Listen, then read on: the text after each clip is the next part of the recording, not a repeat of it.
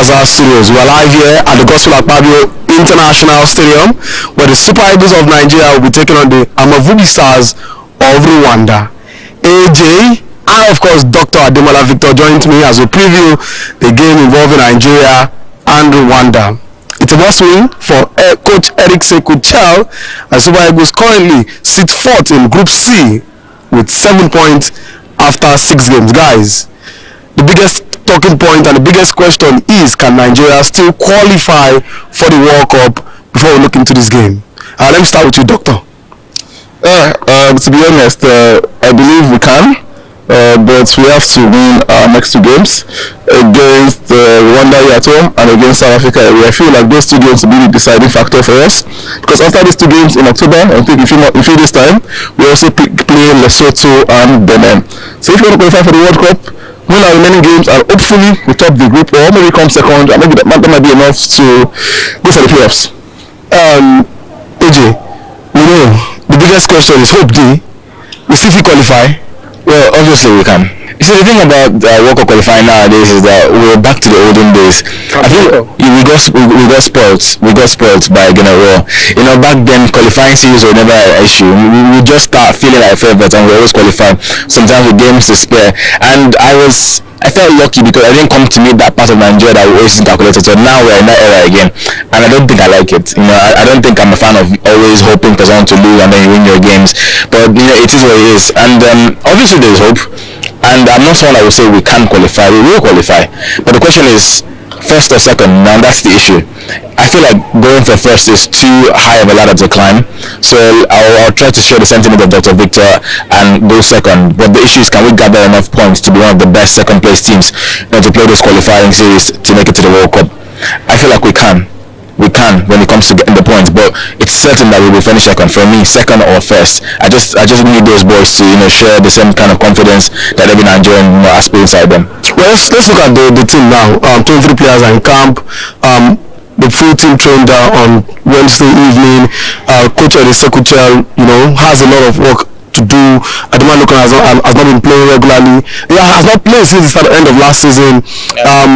What's your take with the players in camp and the mood generally? You are the media party, you saw it. What's your take on it?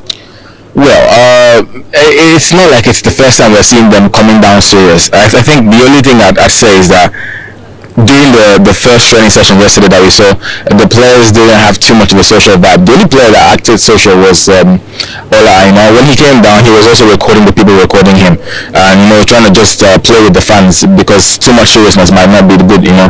But Osimhen, I think the other players in camp, the ones that looked as if they had business to do, they didn't have time to smile. They just came going straight into training, and it was intense. So I feel like, and now more than ever, everyone knows that there's a lot on the line and they need to give their 100%. But I think it's always been like that. The media pilot, we didn't see too many players come down. I think they were up there trying to put their heads together for the game on Saturday. But the mood in camp is always serious, just that this time it's a little bit more extra because we know what's at stake. Yes, I believe the players want to be running out the World Cup. I spoke to the captain of the side, William Trosekong, as well as Officer Deli Bashiru. You know, in this squad, we only have Ekong, Ndidi, Iwobi. And I think, if I'm not mistaken, also again in the squad that have been to the World Cup. You're not sure, but he's not currently in this team right now. These are the players that have been to the World Cup before. The captain of the side has been to the World Cup before, and I spoke to him, he told me that he shared his, you know, his experience at the World Cup, and he's also hungry for another chance at the World Cup. The World Cup is the biggest stage for any footballer in the world, and he definitely would not want to miss this. You know, in 1994 when we qualified for the World Cup, we only missed in 2006, but we got back to our winning ways. We got back in 2010, 2014, 2018, then we missed in 2022, and like, it feels like, yeah, this has never happened for Nigerian football history. Hopefully, you know, they get the act together, because if they miss this particular encounter, players like Osimhen, players like, of course, Ekong, Ademola Victor, and with the array of young stars that are getting into Europe now in Nigeria, you know, boys from beyond limits, from academies in Abuja, around the country, these players in the future, they're going to break into European top teams. So imagine a player playing for Barcelona, playing for Chelsea, playing for Madrid, and we are the very top. These are the players that will go for the World Cup if this current squad didn't get the act right. So let's come back. These 3 games at home at the World Cup qualifiers, not a single win for Nigeria. Now that's what the biggest problem is, because three managers, to even make it worse, three managers have gone through this phase. First was Jose Pesero against Lesotho here, and then it was Finidi George against South Africa here, then it was Eric Sekutel against Zimbabwe here. Now all three managers have not managed a single win in the World Cup qualifiers at home. Can that be a worry? Yeah, it's a serious worry. It's a very serious worry. Only winning one game, and that was away against Rwanda the last time we played World Cup qualifiers. I think 3 months ago. I think a match, if I'm not mistaken. So yeah, it's a very big worry, to be honest. Winning just one game, losing one, but we had 4 draws, and we won 1 draws against Lesotho, against Zimbabwe twice, and against South Africa as well. It's a very big worry. If we don't qualify for the World Cup, me personally, I'm going to blame the current coach, Eric Sekutel, because he got managing 6 games. He got managing 6 games at the end of the day. So he has to do really well with the remaining season. If he can manage 3 wins and 1 draw, I'm going to take that. Of course, the plan is to get 4 wins. The last time 1 year at this stadium was back in October last year, 2024, against the AFCON qualifiers. We've not won a game in a very long time, and I'm sure the fans are hungry for another victory here in Oyo. So yeah, I'm just hopeful, I'm optimistic, I'm praying, fingers crossed we don't get these calculators again, and South Africa get the 3 points. I never look about that very soon. 3 managers, no win. That's when you talk about World Cup qualifiers alone, because obviously World Cup qualifiers, because we are playing the World Cup qualifiers. When we put it like that, it sounds like an agenda or a narrative that this place is cursed now for us to win games. But is it not? It's World Cup qualifiers. It's just World Cup qualifying. Well, we've not won. At least we're not counted out yet. Qualifying for the AFCON is not a problem for Nigeria. Never been. Never. We missed that until just once. 2.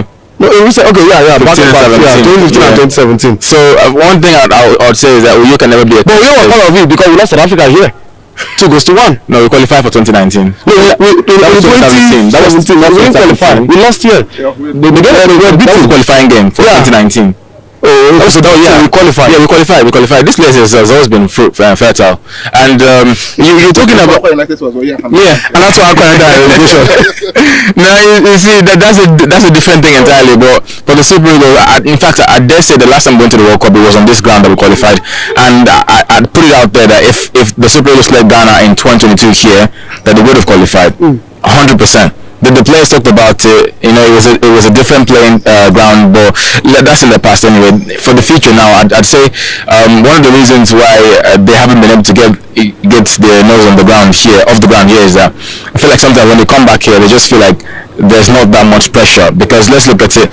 When they played Rwanda, they went away, won first of all 2 goals to 0, and then everyone believes that when they're coming back, they're winning against Zimbabwe. It's not that hard. It's just come and get 3 points and go out. But then Zimbabwe had a game plan for themselves, and they stuck with their confidence, and it surprised the whole world, not just Nigerians. So I like the fact that we're playing at home first of all now, and everyone knows that you don't have to be a mature person to understand that every game you can't be comfortable. Now, even if it's the 3rd game, the 4th game, everything is going to the last day of the qualifying series.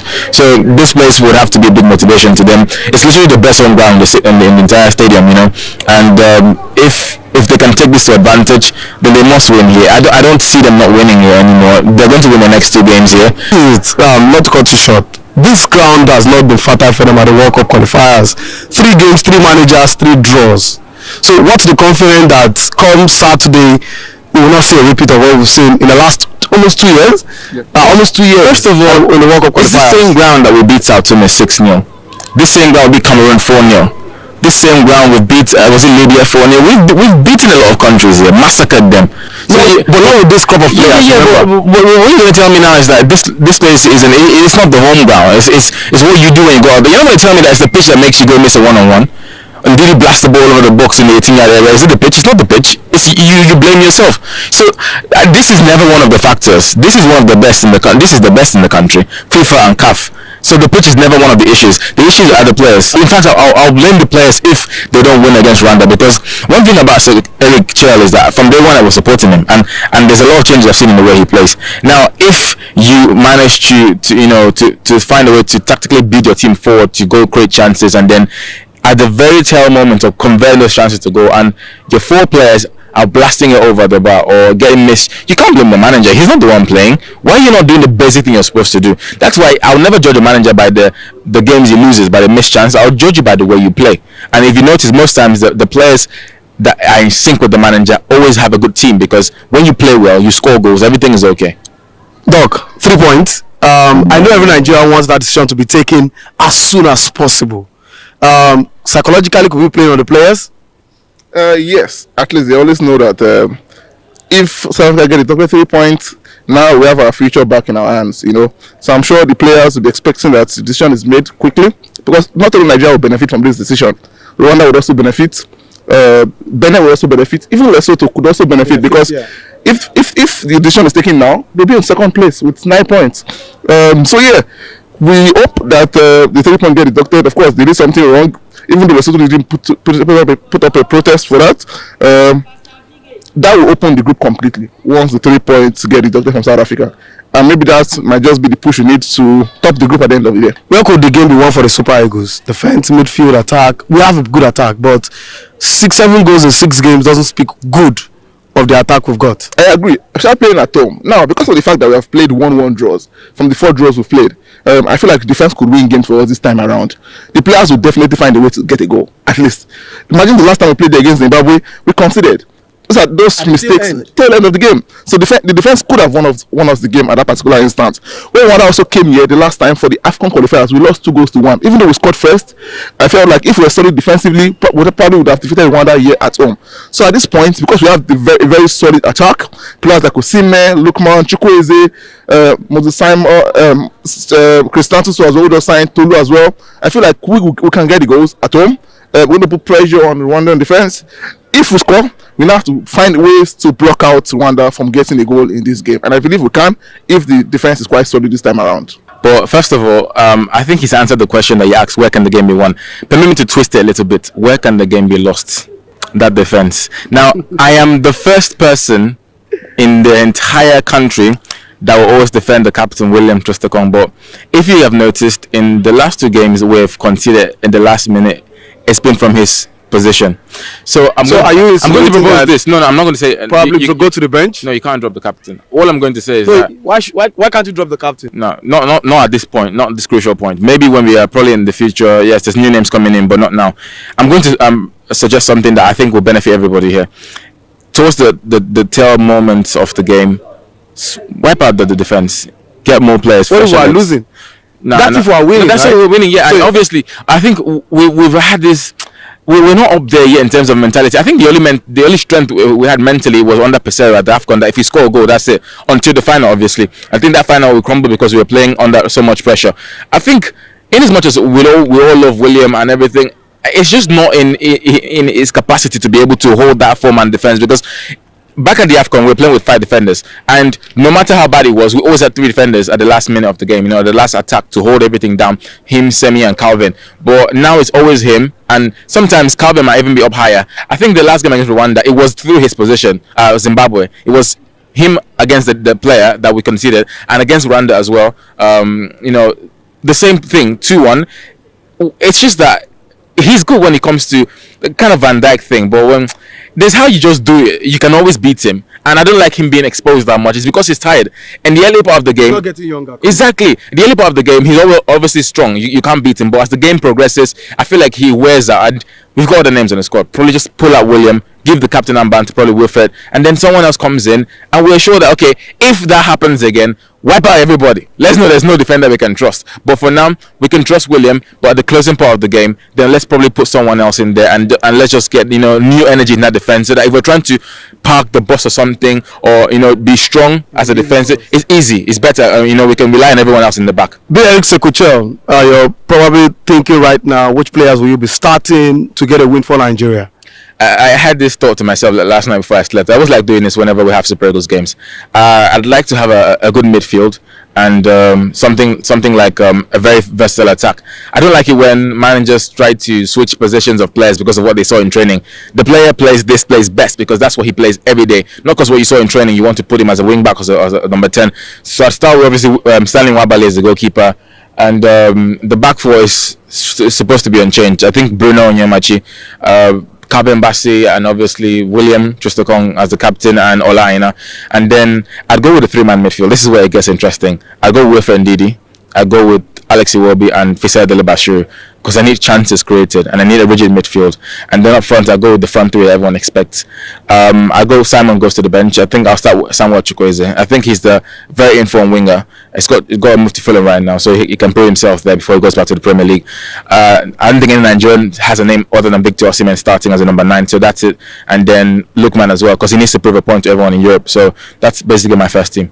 Yes, I also agree with most of your decision, but for the midfield, I will just change a bit. Maybe I have Onyeka starts, Onyeka, Ndidi, and Fisayo. I mean, that's just the difference, so that we'll be careful, going into the game against Rwanda, because we cannot afford to concede first, and I believe those boys will bring in very solid defense for us. Well, let's move the scoreline. Take a prediction now. Be the future storyteller. Look into the future and say the Super Eagles 7, Rwanda 0.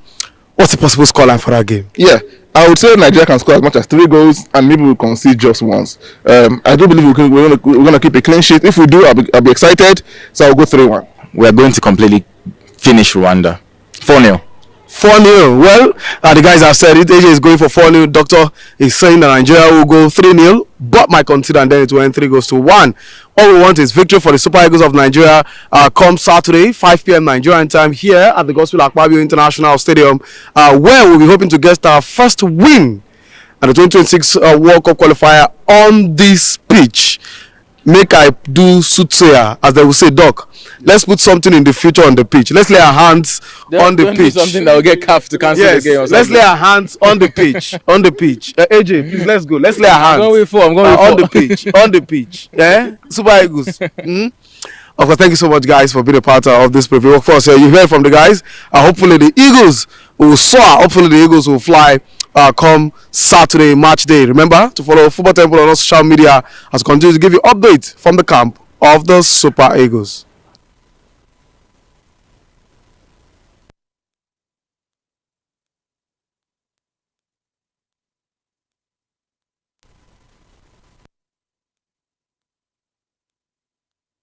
It's match day -1 and we're live at the Gospel Akpabio International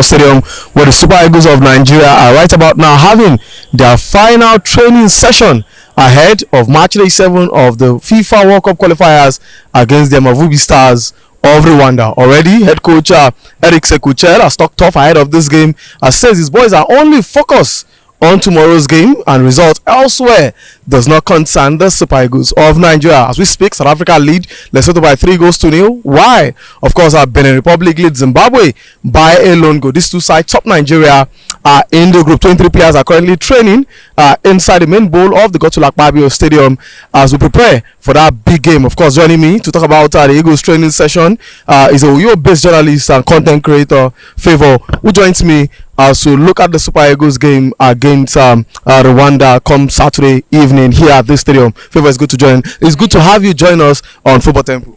Hi, Football Temple. Hi, Football Temple fans. Nice to join you. Cool, breezy evening here.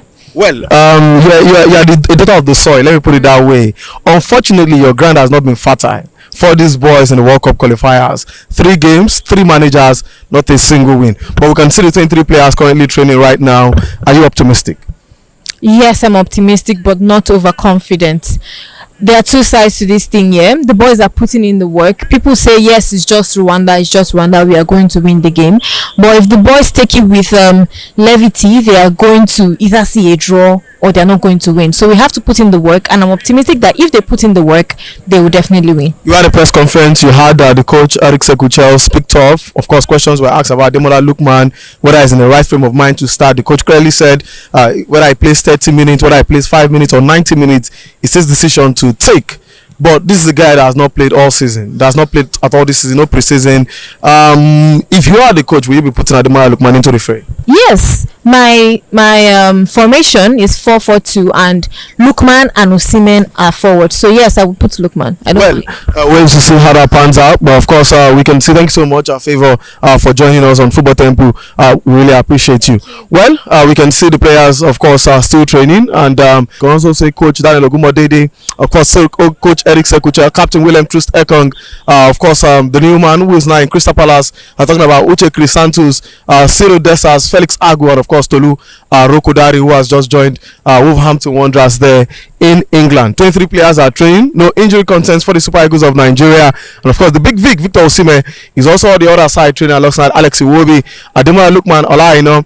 And what is looking like the starting lineup in face for the Super Eagles. Well, not to predict the lineup for tomorrow's game, but one thing is certain: Victor Osimhen will start for Nigeria in that particular encounter, and of course, Stanley Wabali will also start in goal. Whether William Troost-Ekong start as captain, that's for the coach to decide. We've got a line at right back, Bruno Imacha left back. Of course, with Ndidi in the center of the pack, the Eagles must win. We'll let you enjoy the training session of the Super Eagles ahead of that big game tomorrow against Rwanda. Football Temple, brought to you by Azar Studios.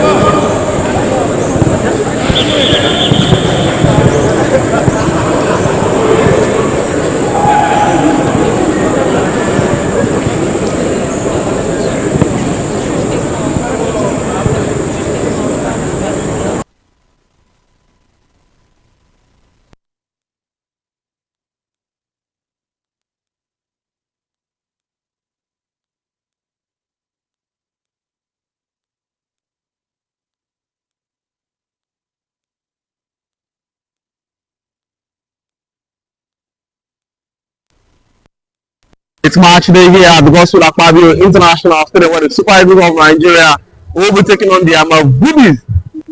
It's match day here at the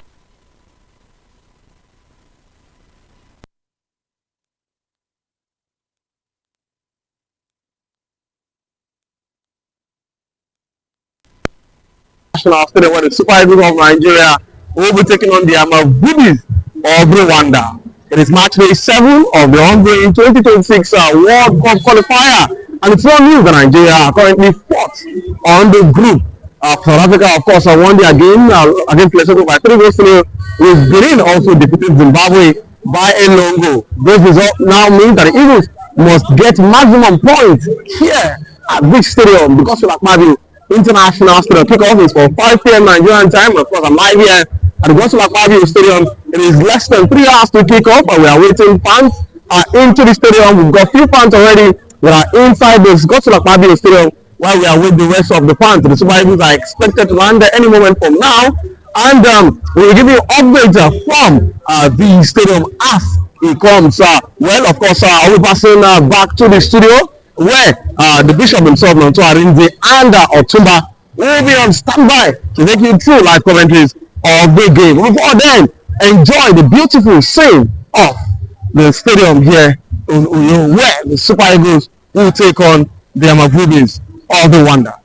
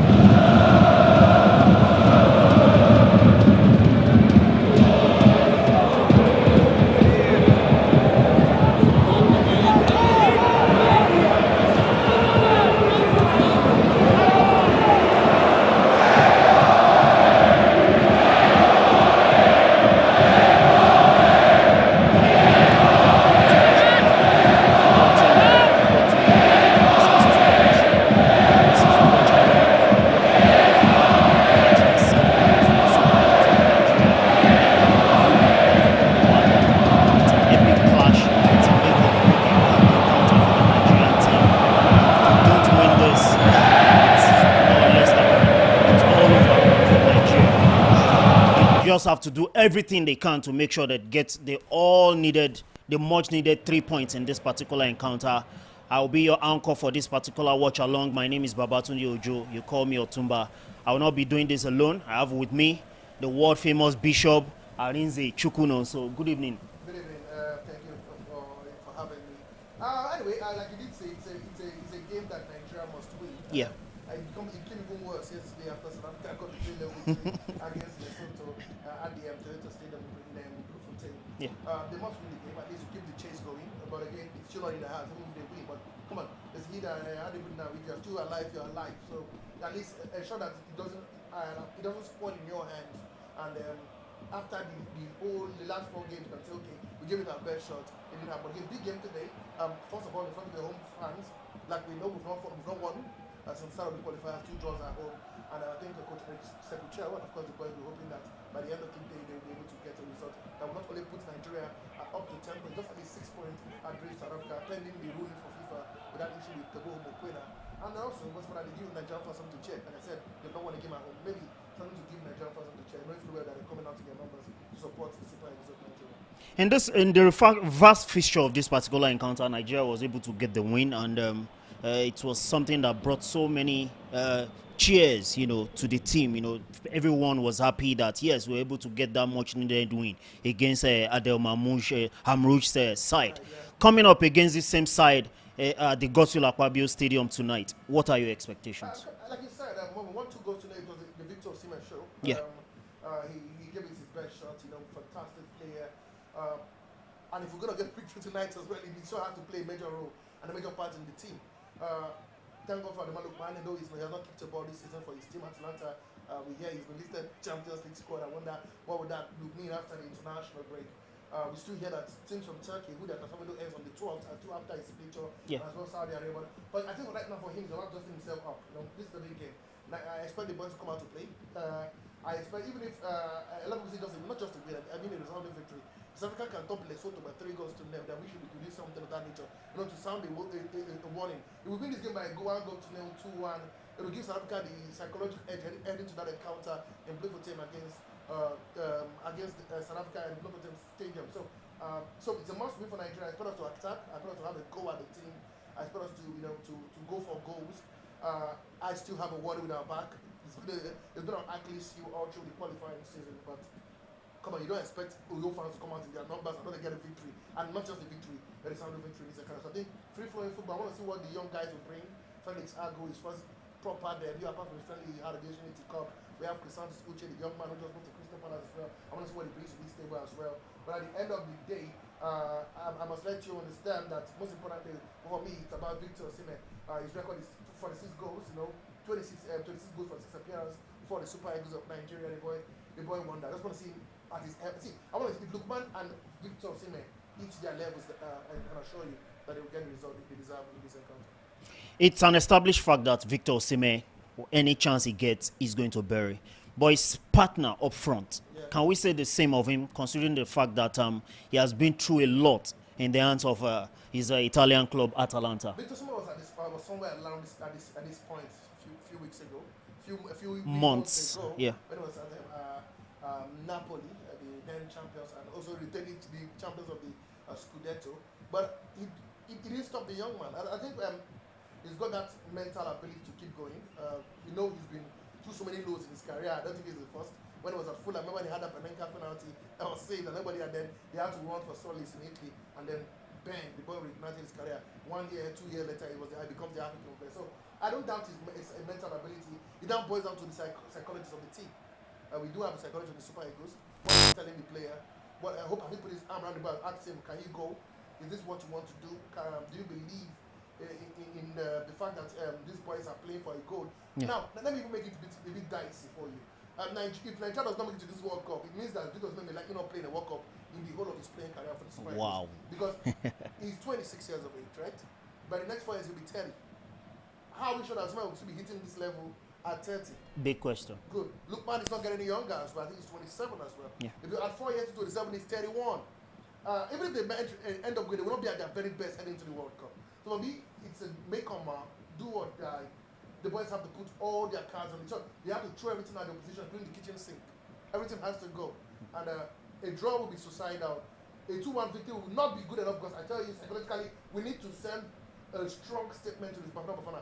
You could see the coach yesterday watching that game he was absolutely leading, even at 2-0, he wanted more goals. And I think that's fun enough. I like to play devil's advocate. Let's assume we beat South Africa. They have a better goal difference. These are the games we need to be cumulating the goals. Yeah. So that by the time if it gets to goal difference, we can beat our chest and say, oh wow, we've got enough goals in our team to crown the best player in the group, because only one team will qualify. And even if you finish one of the best second, you go to a playoff that has only 2 slots. How are you sure? So for me, it's just a must win. I must win. It must be a resounding victory. Else it will be a damp for all the things that have been done so far for the Super Eagles ahead of this game. But I listened to the coach. You can go check the channel as well from Butterbo, the press conference of the coach. We had from Lukman, Brighton, Sam Alex. They were speaking one thing: focus, and they have to turn up tonight. At least if not for themselves. If not for themselves, they feel like I told this model, at least a final world chance player at the World Cup for Nigerians who have supported this team in 2T country. Okay, I believe strongly that you've seen the starting lineup of the Super Eagles, and there's a surprise exclusion of the Super Eagles captain, talking about William Truss Ekong. He's going to start from the bench, and in his place is Benjamin Fredericks. What do you make of that? I think it's a gamble. I'll be sincere. I think it's a gamble for the coach. I think it's a gamble in the sense that Bright Fredericks, this is his first qualifier. Yeah. I agree with you that he did play very well in the Unity Cup in London. I think he's a young boy that can come out of the big names in the Super Eagles. He's got a future. One of the products of Simon Ben Academy, owned by Simon Moses. Imagine playing against his playing with his proprietor in the starting lineup. But that's what football is all about. You see people play with their sons, people play with so it happens. Rather than play with other people's children, children and father. Ashley Young and his son, exactly. Both in Ipswich Town. Absolutely. So at the end of the day, for me, it's about the boy. I think the boy has got the mind, he's got the brain, he's got the heart. You can watch him against. There was a save he made. There was a save he made. There was in the other game where in that Unity Cup, where it was that Unity Cup where he made some beautiful save. I'm trying to remember the game right now. Jamaica, where he ran from the back and then kicked the ball away. What a save that was for me. So for me, I think he's got the heart. Now it's about whether he can slot in. Big gamble. You don't want to start a young player in this kind of game, but dropping William Truss Ekong is a huge decision. I hope he pays off at the end of 90 minutes. Okay, for those watching along with us, the Super Eagles starting 11 goes thus. Sterling Nwabali is in goal. We have Olaoluwa Aina, Benjamin Fredericks, like we just talked about. We have Calvin Bassey, Bruno Onyemachi, Wilfred Ndidi is a captain. Frank Onyeka will be his partner in midfield. We have Alex Iwobi, Moses Simon, Ademola Lookman, and Victor Osimhen. Looking at this starting 11, do you believe that this team has what it takes, to give us the result we crave for? I'm quite happy. I'm going to be sincere with you. Very happy with the lineup. I think the coach went for an attacking outfit. Lookman, Simon, Moses, a bit skeptical about him, but I look at the bench. Who's a better player? I don't think you're not the only one that is usually skeptical about Moses Simon. But who again? Would you play Simon Chukwueze? He's a big player, in AC Milan, hasn't hit his stride or his mojo yet. So, right call by the coach. I think I'll go with Simon Moses. He's the best of the rest. He looks like they'll say between the devil and the blue sea. But he's the better of the two evils, and I think we'll go with him. Come on, he is. And Lookman, Victor Osimhen, I think they picked themselves out. Alex Iwobi now would have to play as a number 10 role. He has no business now, not performing, not showing up. People say, oh, he plays from the wing now. He plays behind the number 1 striker. His job is to get the ball to Victor Osimhen, get the ball to Lookman, get the ball to Simon. And I think the base is quite solid. Ndidi. And of course, Onyeka, fantastic, the rock. I just remember when he was playing at the African Cup of Nations, when there was no Ndidi, and he played so well, played with heart and great. My problem right now is in the back line. I know it's Bruno Onyemachi. He picks himself out. Ola Aina, right back. You have, of course, Calvin Bassey, and of course, Benjamin. That's my suspect. That centre-back partnership. It has never been tested. It has never been, not even in a friendly game. For the coach to throw that ball into the deep end is my issue. I'm not a fan of Wabali. You know that already. I still think the best Nigerian goalkeeper in Europe is Maduko Koe. take it or leave it. But it's not available at the moment. Absolutely. So again, it's the best of the rest that we've got. I know Nigeria. When it was at the AFCON, one of those who was like, no. I still think this guy's got his flaws. The defense has too tall, and when the defense capitulated, we saw Wabali shown to the wall. The goal against Rwanda, was it Rwanda? Is it Rwanda? Zimbabwe. Yes. Had the Uyota behind the goalkeeper again. From Last that minute equalizer. Suicide of Wabali. So for me, he began to show that thing that he's not yet the la creme de la creme. He's not yet the it factor. He's just a work in progress, and that's what. But I think for me, he's the best goalkeeper we've got in the team because Adebayo has been out for some time now. I felt he should have been one by this time if I was given the regular playing time, especially when he was playing in Israel. But unfortunately, it is what it is. I'll go if it's not broken, don't fix it. I'll go Wabali in goal. I think it's apart from the Benjamin Frederick gamble, a total risk. I hope it works. I think so far the team is a very solid team ahead of this Rwanda team. Bishop, let me put you on the spot. Looking at this starting 11, it just seems as if Eric Sekushel has decided to do away with his 4-4-2 diamond formation. Yeah. Stubborn man, failed in the CHAN. Stubborn man, failed as well. When we played against Zimbabwe, we got that late goal. I think, we're known for playing a certain way. Nigeria. There's pace, power, tenacity. I call it the PPT. Pace, power, and tenacity. When I mean pace, we're very quick. Our wingers are one of the quickest in Africa in the world. The Babagidas, the Pius Icadias, the Osaze Odewingi, Finidi George. That's our forte. Yeah. And when they bring the ball in, we have little strikers like the Rashidi Yekini, the Yakuba Ebeni, the Obafemi Martins, and now the Victor Osimhen. The 4-3-3 has always been our go-to formation.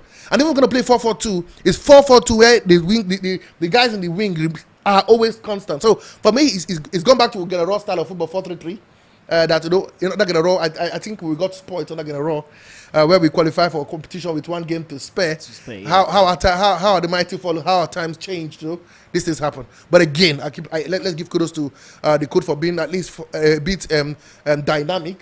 Taking the critics to heart. I think after that CHAN, it was a no-brainer, man, that he had to change his ways. It wasn't working for Nigeria national team. It wasn't working for the CHAN Eagles.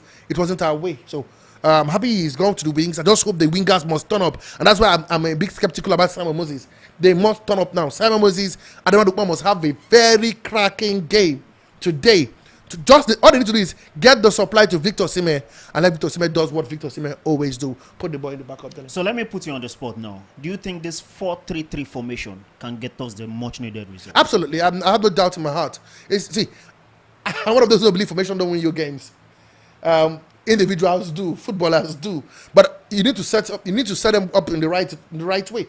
Put square pegs in square holes, round pegs in round holes. And for me, the coach has done well. So for me, it's not up to the players now to step up.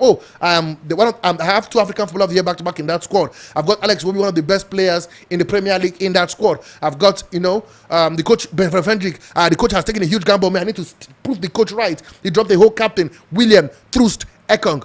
These are the players that need to step up. They need to show up. And if they don't show up, it's going to be a big issue for Nigeria. So, for me, I think the formation is the way they set up is the right way. Now, it's not up to the players to give it. After all, it's not Eric Chada who play. After all, Eric Chada played for Mali and he had his few. It is these players that will be playing at the World Cup. It is these players that will wear the green, white, green of Nigeria. These players that the fans will pour their frustration. And by when Alex Obi was battered on social media, there was a point that he even wanted to retire. Remember? So, for me, it's about the players and telling themselves that this is a game we must win, with or without the coach. We have to play with heart, we have to play with grit, and I think the boys can. They can. And I think they can. If they play with their best of their ability, they could hit these guys for 4-5. It's possible. The use of them can be very terrifying on our day. We watch them in a row. When we span Cameroon 4 goals to nil, we beat Algeria 4 goals to 1 in that same Uyo stadium. So it is doable. The players just need to step up. Okay. For those watching along with us, I want to give you the starting 11 of the Amavubis, led by Coach Adel Amrouche. Adel Amrouche is someone that has been there and done that as far as African football is concerned. Absolutely. Very defiant of a manager. Remember, he was asked to do press conference about how would you feel if he was beaten by a Nigerian struggler, and it was like, come on, man, the guy is ruthless. He was one of the coaches. He was very clear a long time ago that he doesn't fear Nigeria. I remember the last time we played before we won them 2-0, we played them in their hometown. Don't you think that's a slap? And they played us. He's saying the obvious truth. Not are you afraid of Nigeria? As if you're a coach of another, would you be scared of this Nigerian team who can't win a home game since the start of the qualifiers? Are you afraid of this Nigerian team that struggle? They're topsy-turvy, never consistent. You know, they blow hot and blow cold. You know, the inconsistency is paramount every other day. So it's for me. Amarushi is not saying something we can't see. He's saying something that is visible to the blind, audible to the deaf. Every Nigerian can say that this team is not as super as they used to be, in quotes. So for me, what brought them to play Nigeria now in their home ground and to play them now for a team who hasn't won twice? Drop point against Zimbabwe. You could excuse against South Africa, but against Zimbabwe, come on, man. So for me, he's right. He's got to let. If I'm the coach of the Zimbabwe team, the Rwanda team, I have to believe it's doable. These are the same people that play those games. Are they any different? No, they are the same people. Maybe a different manager, but the same individuals. For me, have a go. Let's have a go at these people. Let's have a go at them. We can't get something from this game. It is possible. Like I said, it only takes the players to turn up for the Super Eagles to get a result. If they do not, these boys can do it. See, football is a game of 11-11. And I love the fact that the coach is defiant, is bullish. And that's what I believe, is confidence is contagious. Very contagious, in the sense that when you carry yourself in such a style, when you have such a swagger about yourself, it tends to rub off on all the people around you. So if a man is this bullish in the press conference, bullish when his players will say, come on, what is big about Nigeria in the first place? It's just football. We can do it. Teams have come here in the past and done it. Don't forget the last World Cup where we had a draw here in Abuja, the Moshood Abdullah from the National Stadium here. Thomas Partey spanked a shot and Uzo couldn't finish. Couldn't see it. Don't remind me of that. So what is so superlative in quote about Nigeria? Nigeria is beatable. But again, it's now, like I said, the players need to come out with their heart. It's beyond football right now. Imagine a World Cup without Victor Osimhen. Imagine a World Cup without the past 2 African footballers of the year. Imagine a World Cup without your top stars. It's going to be suicidal, so the players need to step up for me. So I love the fact that the coach is bullish, and I think they've got a chance against Nigeria. Every team at the moment has. It's about 5 minutes before kickoff of this very interesting game that will take place at the Gospel Akpabio International Stadium right there in Uyo. Bishop, let me ask you this question. Will heaven fall if Nigeria fails to qualify for the World Cup? Come on, man. Heaven won't fall. I was at the last World Cup when we were supposed to go to Qatar. It was like, do you know Qatar? We'll be there. We didn't go there. Nothing happened. Football went. I think that was one of the best World Cup we watched in recent times. Football will always be football, with or without the Super Eagles of Nigeria. You want to bam bam. You want to chill with the big boys. You need to do what the big boys. It's simple. You need to do what the big boys do. Nobody's gonna miss Nigeria for anything. The World Cup will still be the World Cup. So? Yeah, why not? If teams like Germany have failed to make it to the World Cup and the World Cup continues, teams like other top teams in Europe have failed to make it to the World Cup and the World Cup goes on. They failed to make it to the Euros and you have not played an African competition where Nigeria did not qualify. Did anybody go berserk? Nobody went cuckoo.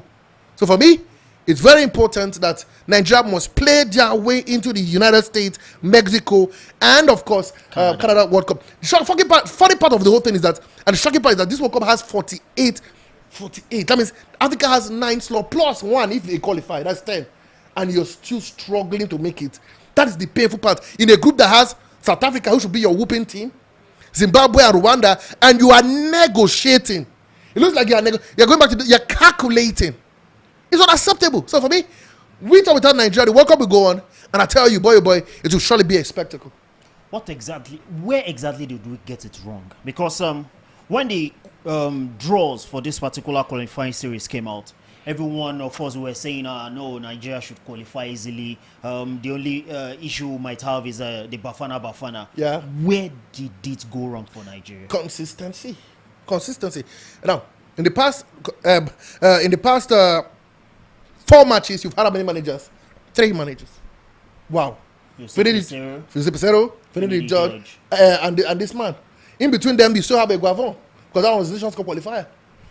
So what are you saying? Inconsistency. We need to see. The reason why Senegal are what they are, they left this man Aliou Cisse for a very long period. Even when he was not doing what they left him there.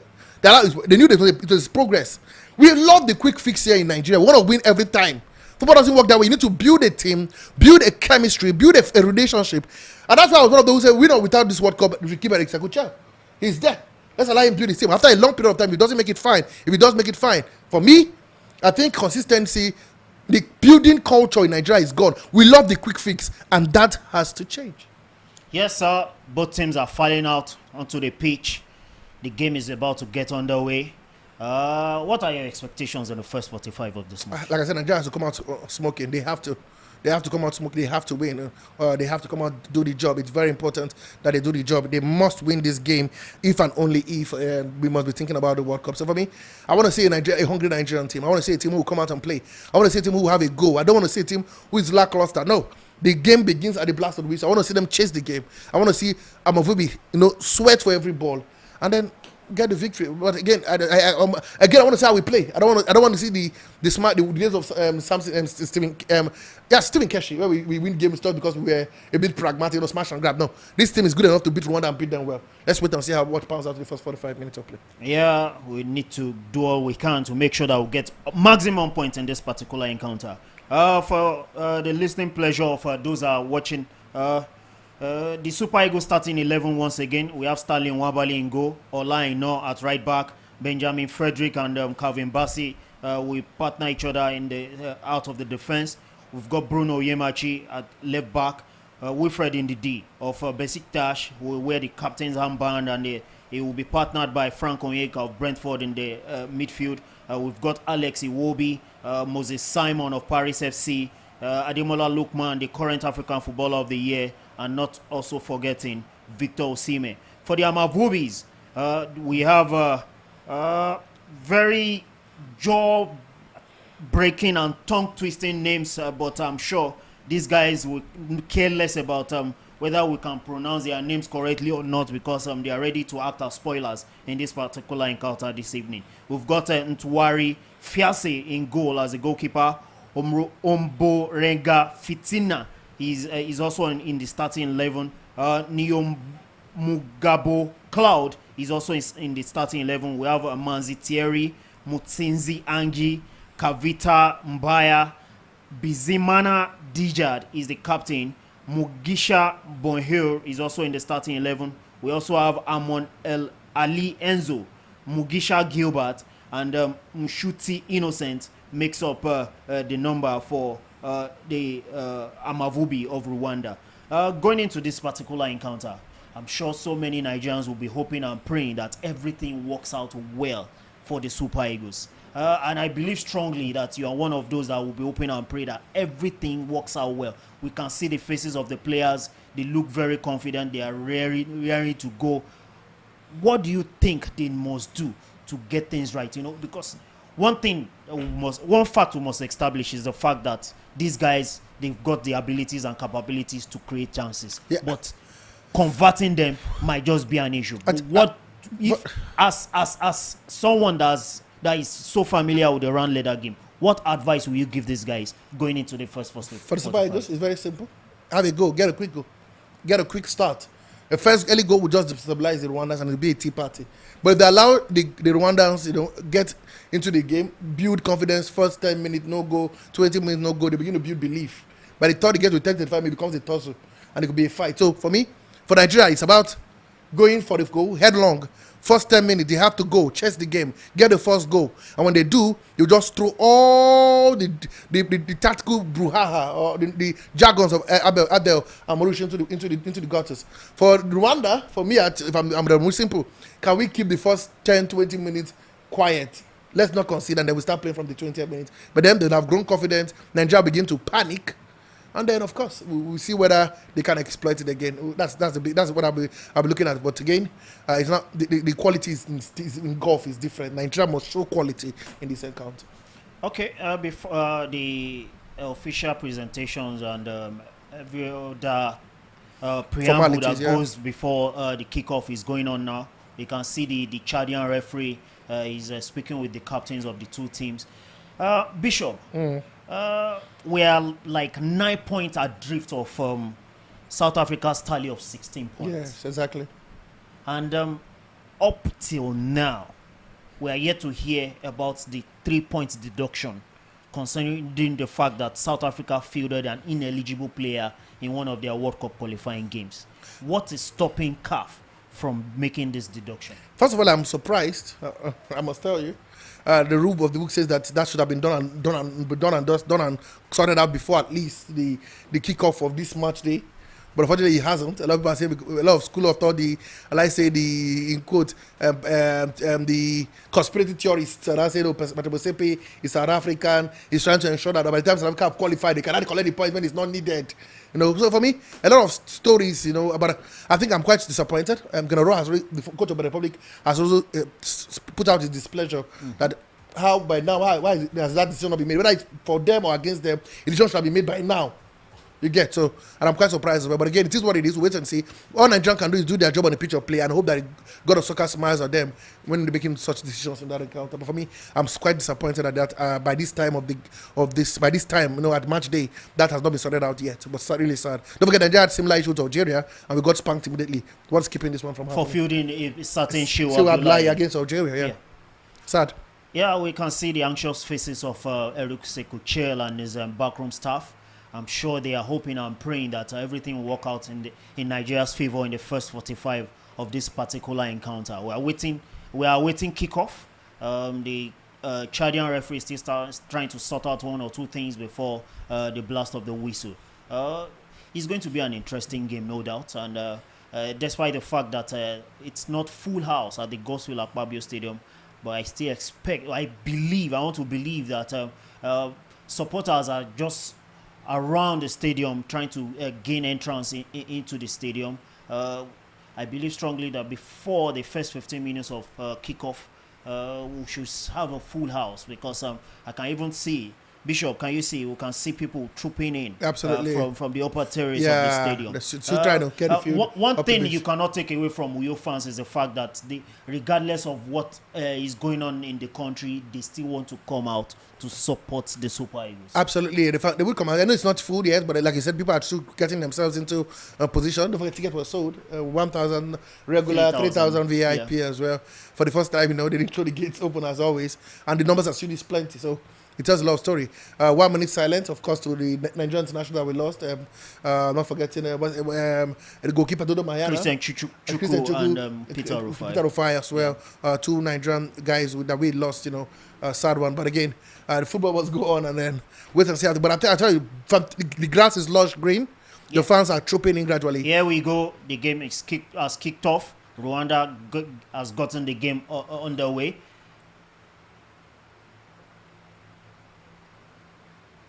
The ball goes into touch for Nwabali's first touch of the ball.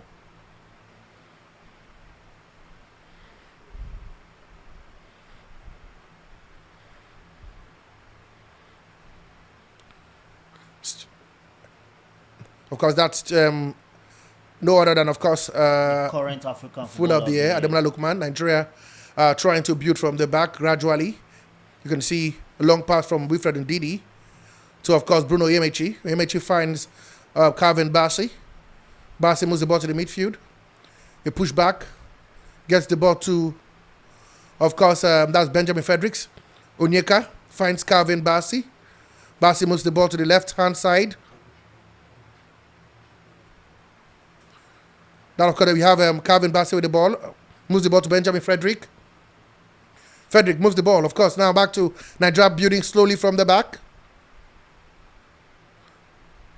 A good pass there too, of course. That's Lookman who's playing from the center. This time around, can he get a good ball in? A bit tame. Still Nigeria. That's Bruno Yemechi. He goes back, finds Alex Iwobi. Alex with the ball, still moving.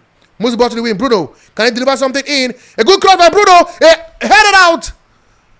And Nigeria trying all their best to draw first ball in the counter. But again, fine one there. Goal kick. But today, Nigeria starting just like we wanted them to, like a house on fire. Yes, exactly what we wanted to see from them. Starting the game, taking the game to the Rwandans, and it's good to see that they are leaving no stone unturned. The fact that they know that getting maximum points is a must in this particular encounter. I just love the way manner they've started this particular game. Of course, that is Calvin Bassey. It looks like a foul. The referee says yes. Free kick. No, it's not a foul. It's a free kick on Calvin Bassey. The referee has given it. Calvin Bassey clutches his ankle, but should be fine. I think it's a throw into the Rwandans.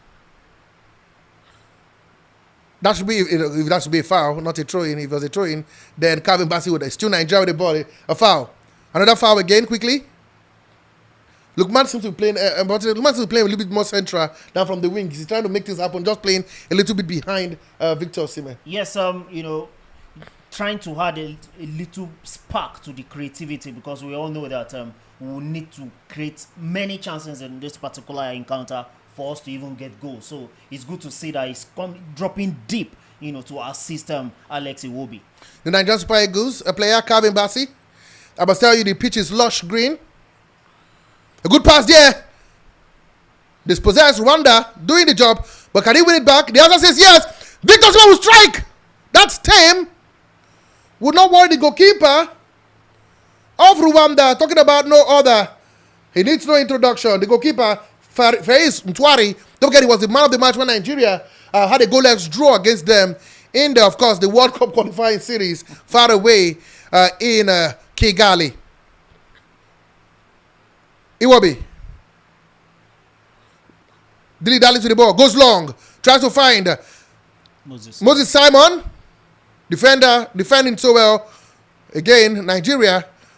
Of course, not getting the 50-50s. Rwanda with the ball. Building from the back. Fabrice, the goalkeeper.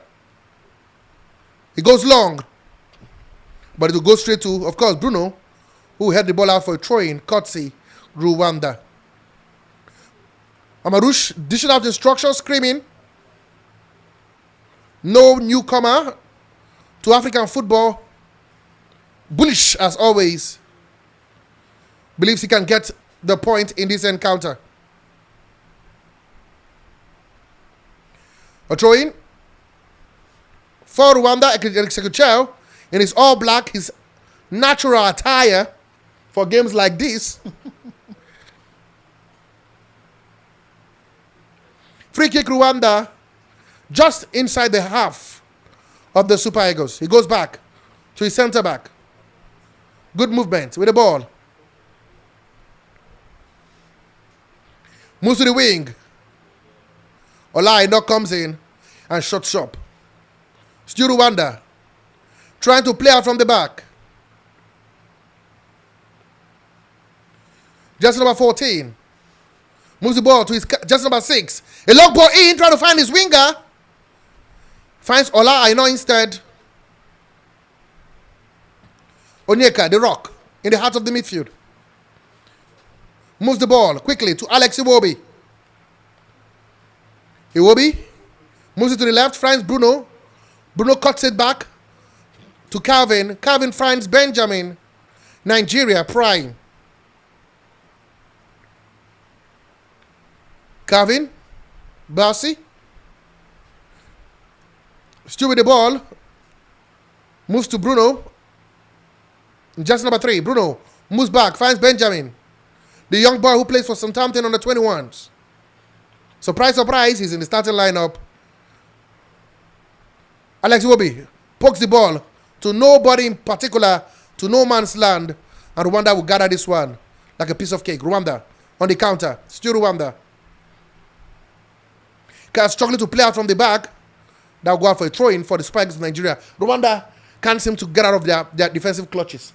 Yes, the Super Eagles have pegged them back into their own half, and we've seen so far in the last few minutes how they've been able to string very good passes together.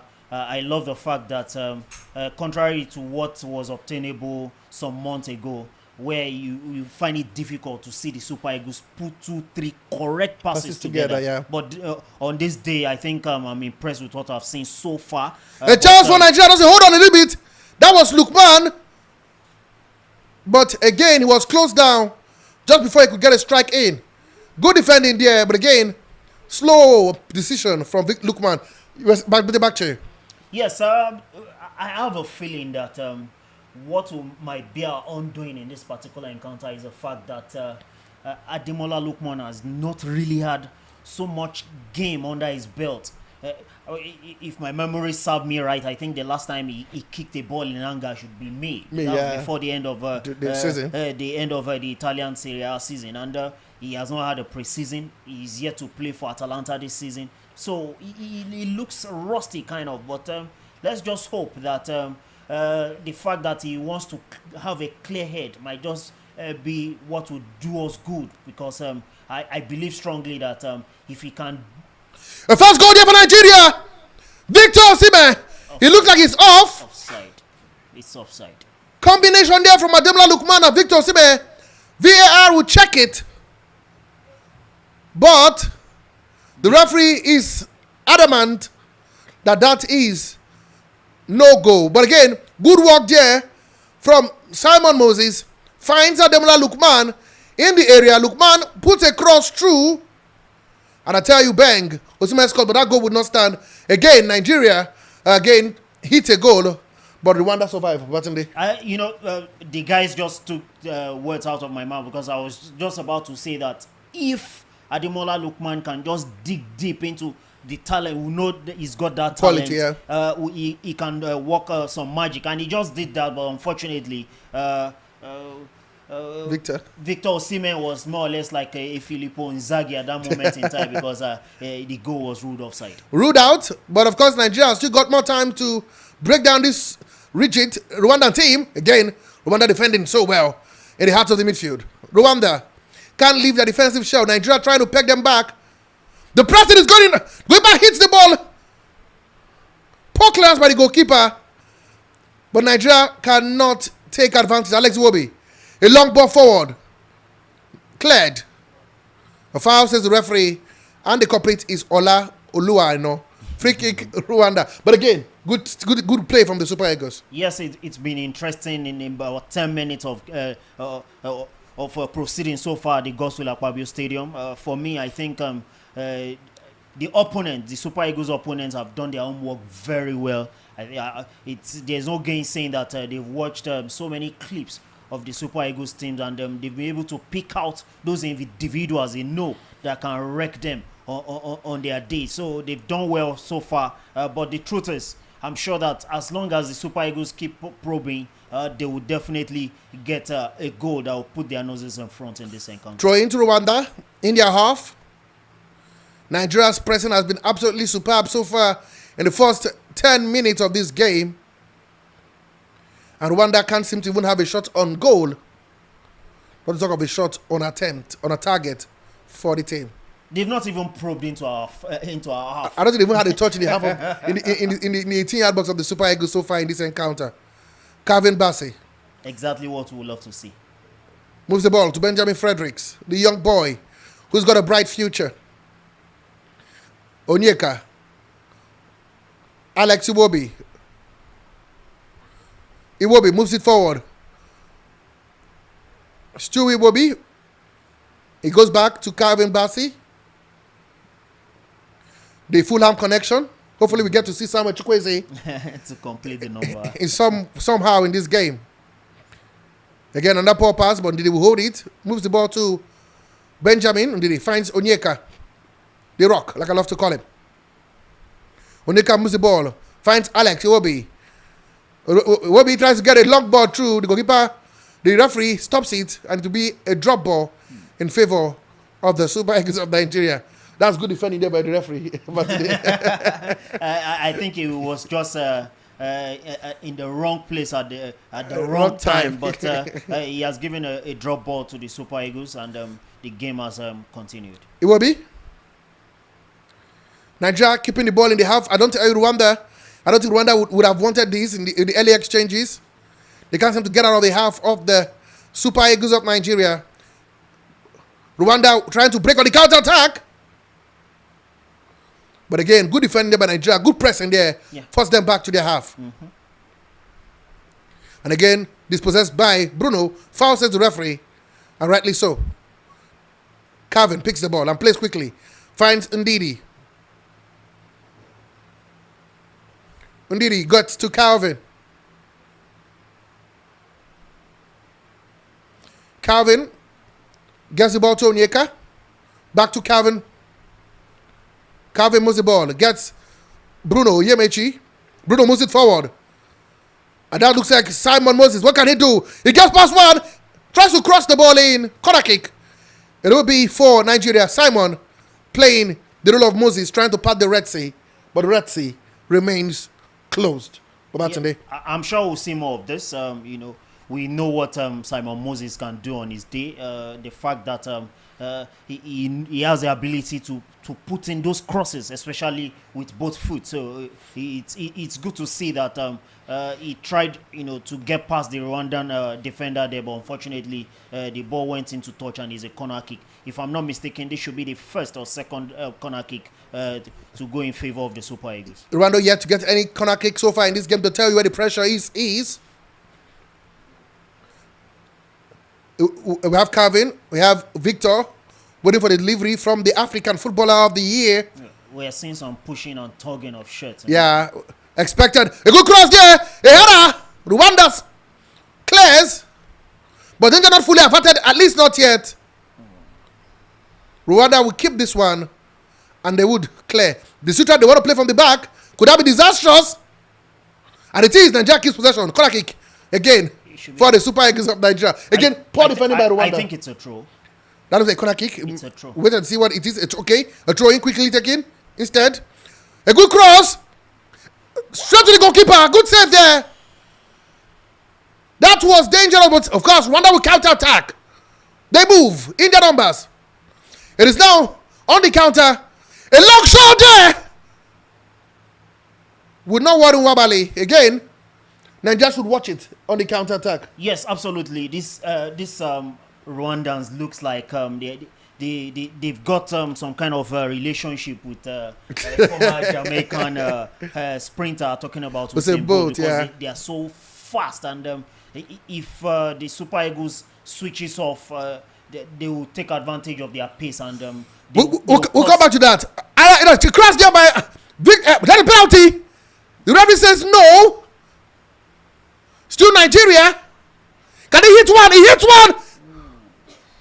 That was close. That was from, of course, Wilfred Ndidi, the captain of the day. Fabrice is on the ground, goalkeeper of Rwanda. But that was a beautiful strike there.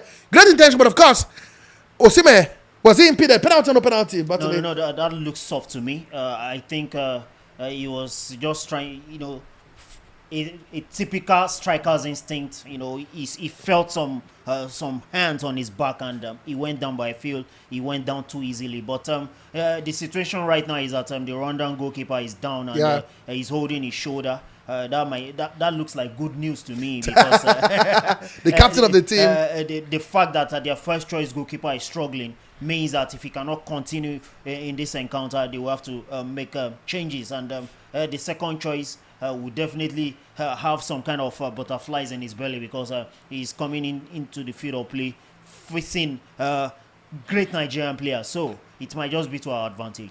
Nigeria will take the time to get some fluid in their system, as of course Eliseo Chel also takes opportunity to dish out instructions to the superstars on portray. Again, that gets us back to that. Is that offside? Another look at it. What do you think, Babatunde, from the replay? Do we have VAR in this game? I don't think. This is the FIFA World Cup qualifier. We used to have VAR. We had it last year against Ghana, remember, in Abuja.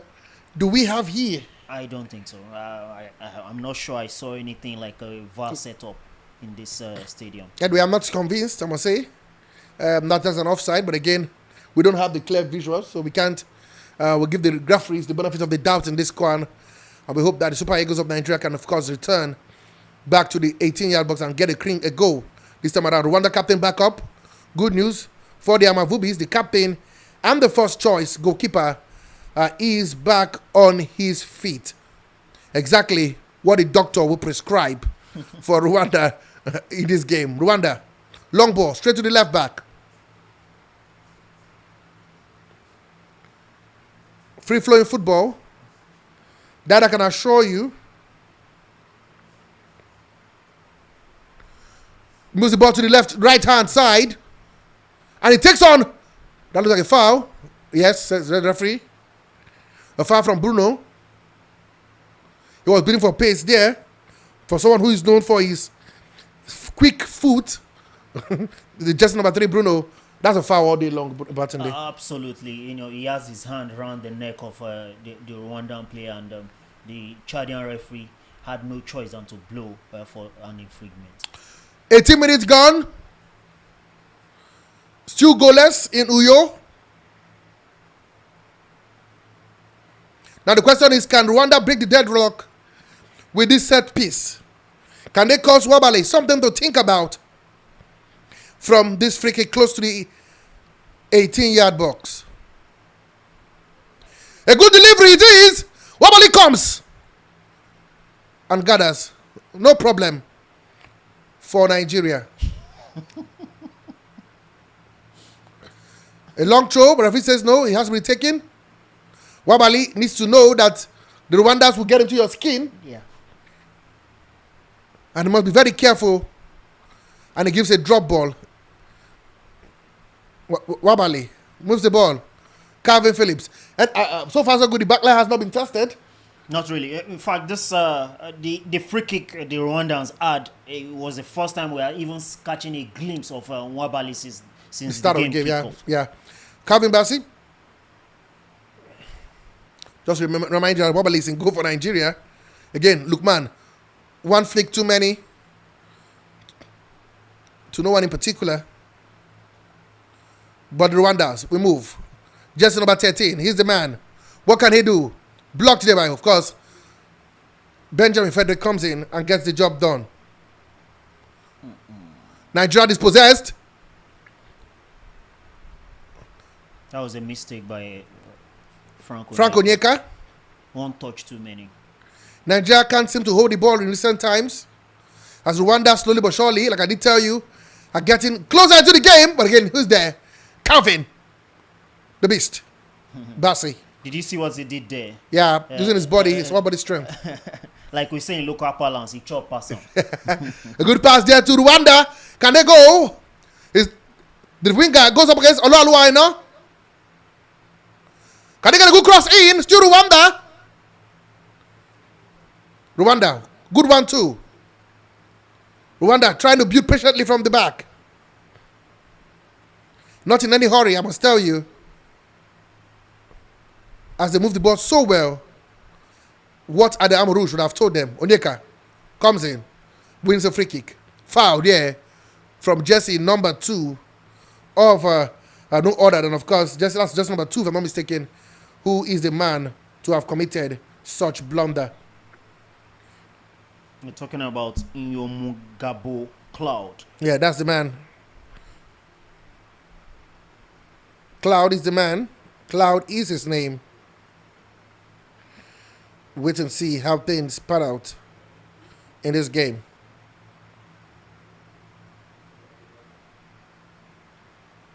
Don't forget, there are some players that are still coming for the Super Eagles to get the job done. The likes of Samuel Chukwueze, Fisa Dele Bashiru, not forgetting Chrysanthus Uche, the man who just moved into the Premier League. Bruno gets the ball. Now Simon Moses. A good club by Simon.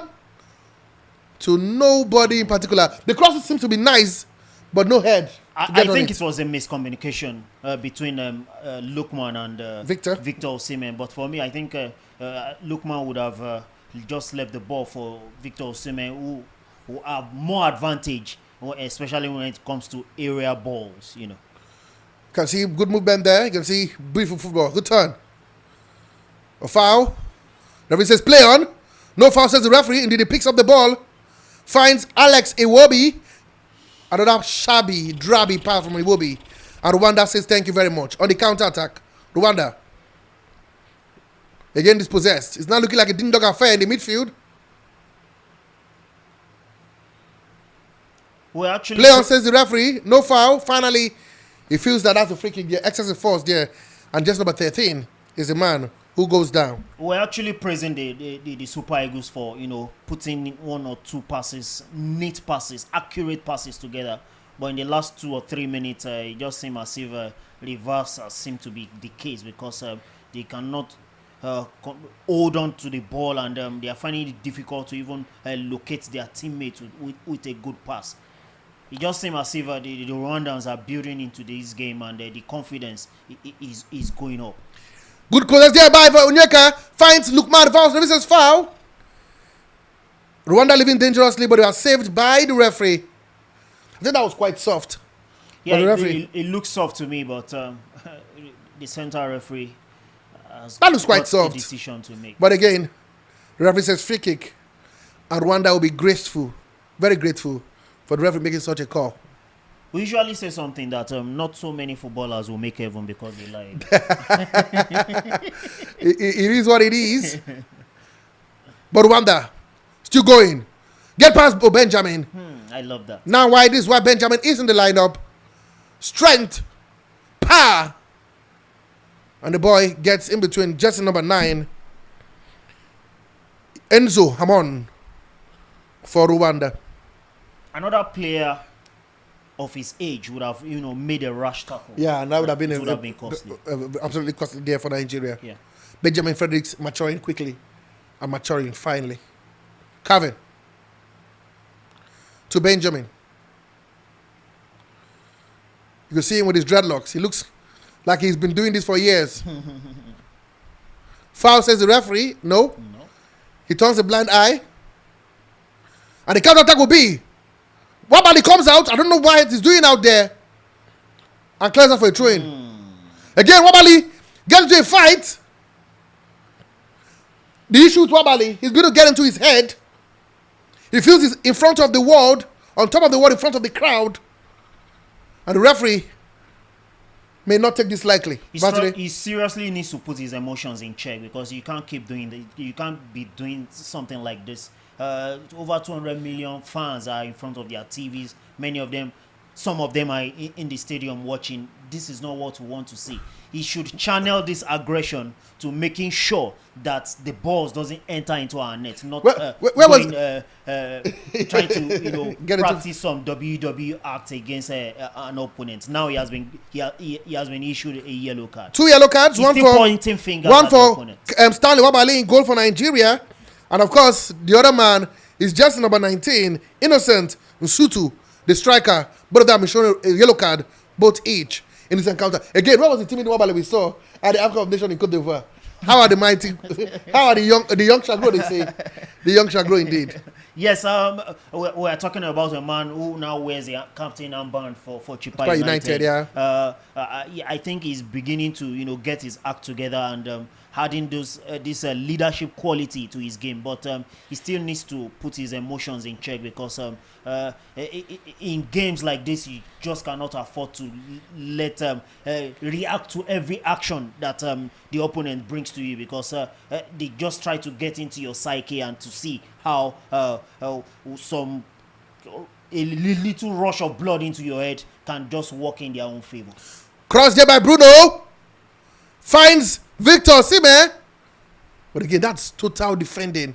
Putting your heart on your sleeve. Victor Osimhen is not taking it. He's down. Hope that's not serious. But that was quite aggressive by the defender. Really aggressive. He holds his knee. I feel it's purely accidental. No harsh intention meant. Wait and see. But he looks like Osimhen is in pain.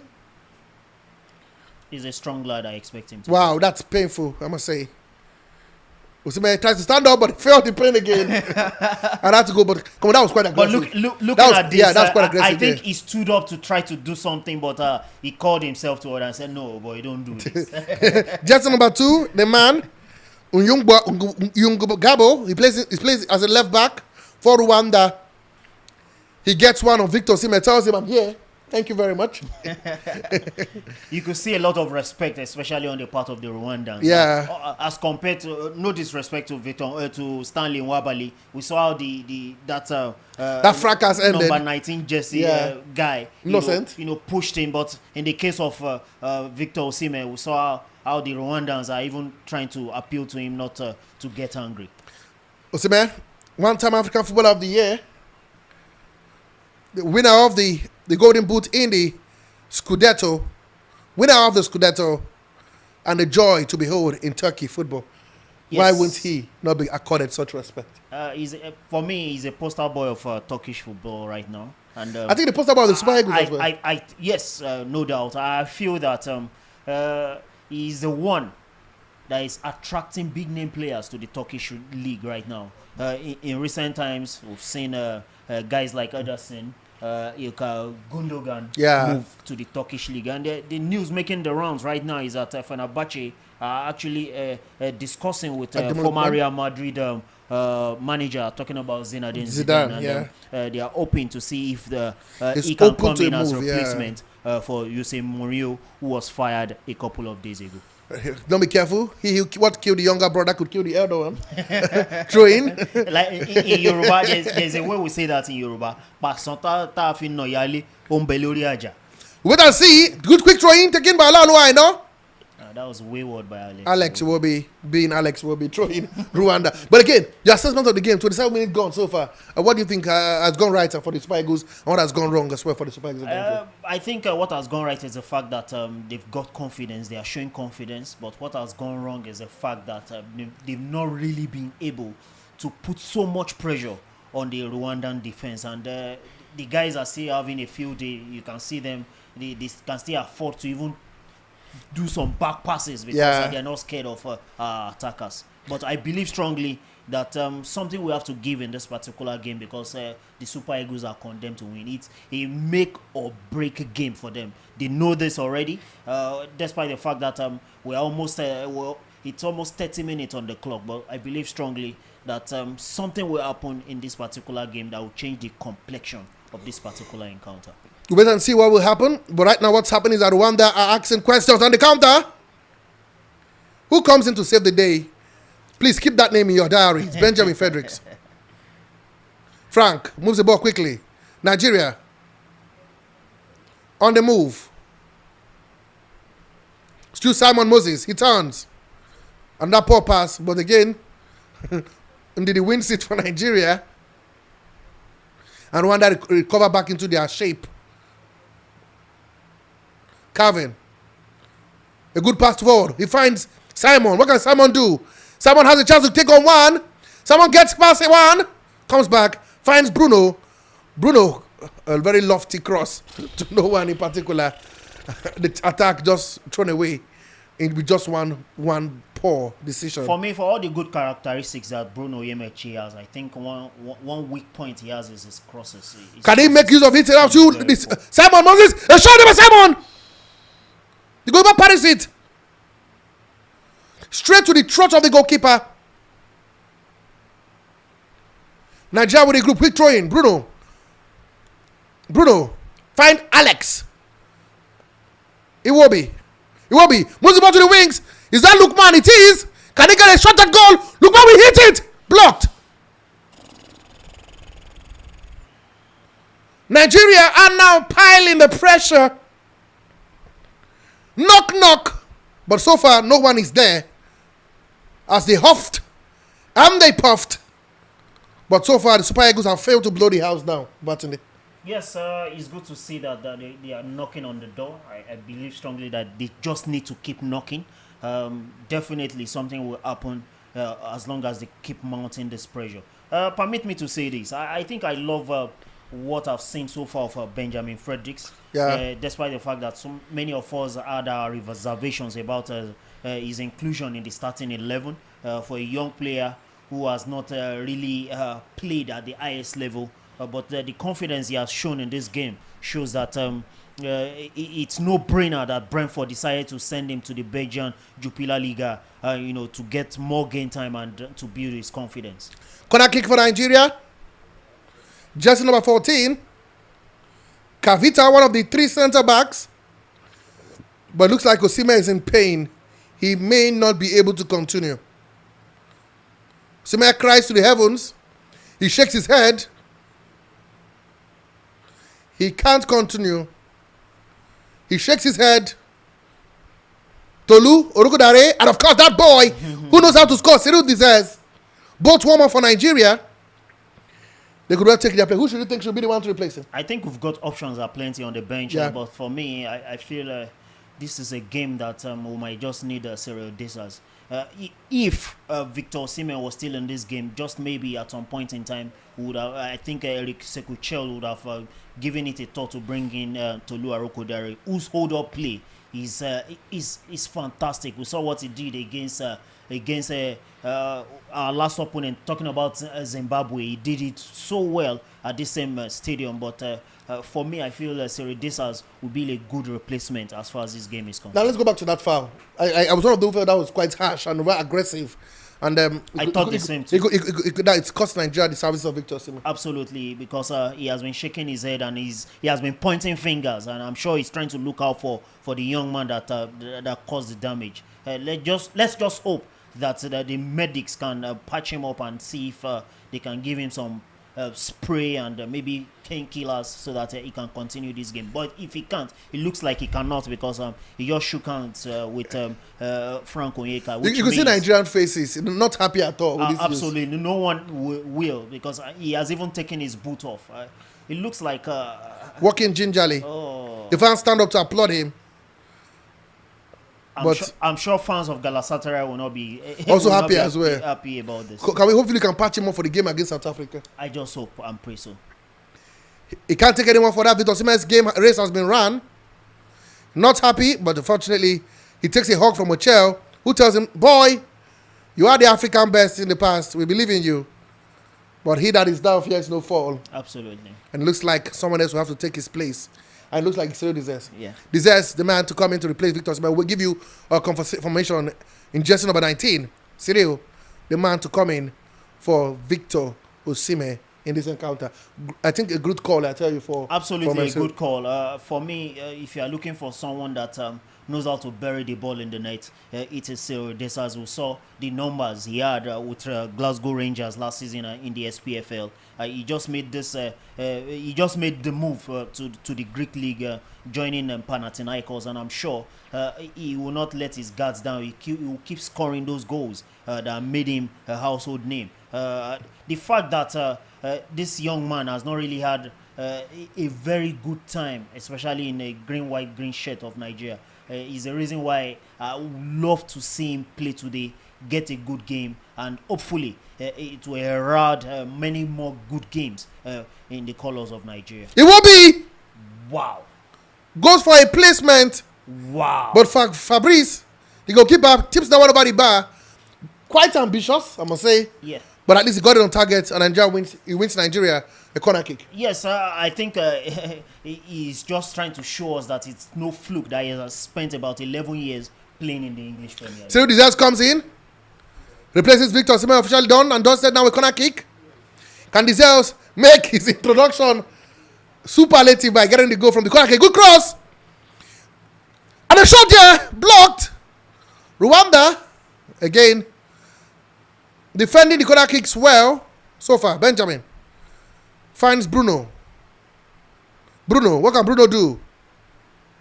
A cross by Bruno. Cyril Desas comes in. Still blocked. Alex Iwobi. Still Alex. A good pass there. Still Nigeria. A shot blocked again. The Rwandans are playing the typical Jose Mourinho kind of football at Chelsea, parking the bus. In this case, it looks like two buses. They are leaving no stone unturned. Iwobi trying to do what he does always, try to place. Ooh. It will be home like he's loved called by his friends.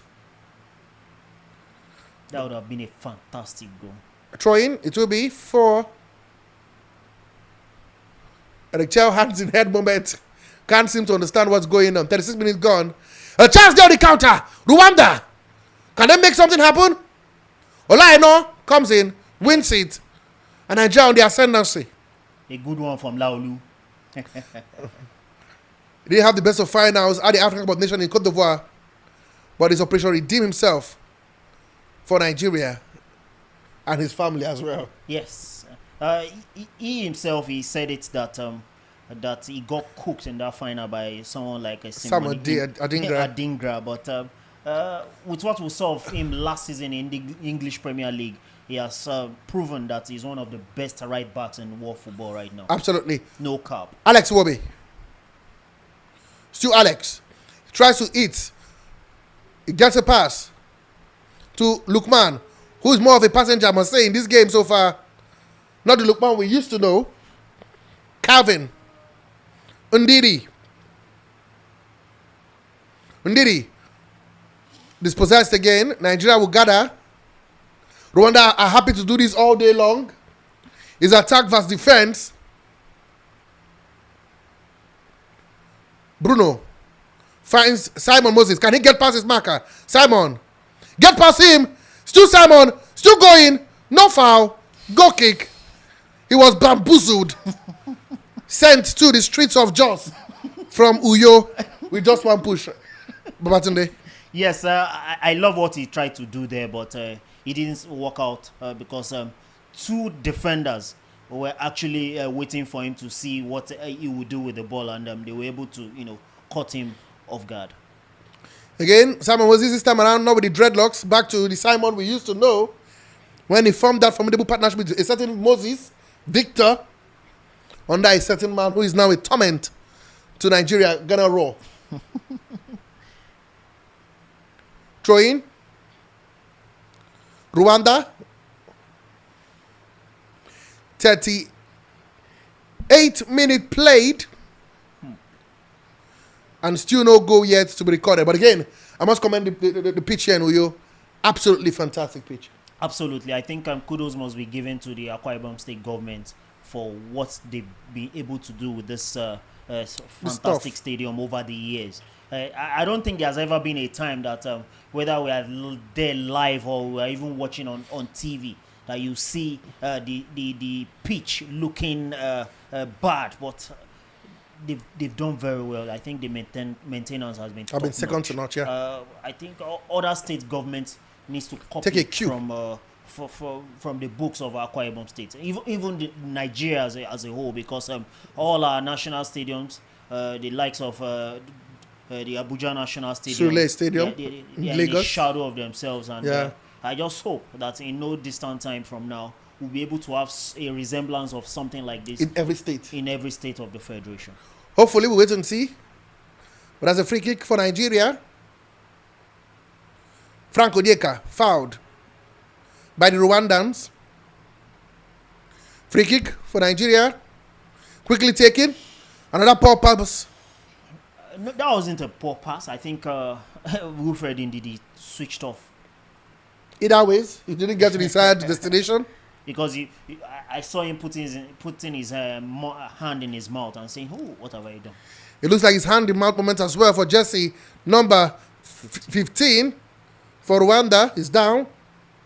Hopefully he's not out. Talking about Buha Unglisha.